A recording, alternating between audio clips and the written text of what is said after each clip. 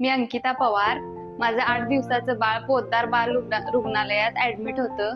तेव्हा मला आईचे आईपण आणि बाळाचे संगोपन हे पुस्तक मिळालं आणि हे पुस्तक मला इथल्या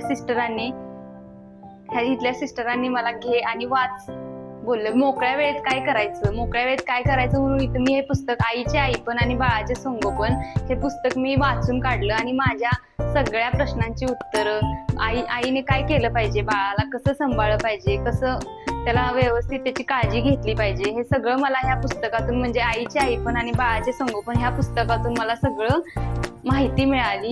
आणि प्रत्येक नवीन आईने आणि गर्भवती मातांनी आईचे आईपण आणि बाळाचे संगोपन हे पुस्तक जरूर वाचावं. आणि हे पुस्तक पोद्दार बाल रुग्णालयात तुम्हाला अवेलेबल मिळेल. हे जरूर सगळ्यांनी घ्या अशी माझी विनंती.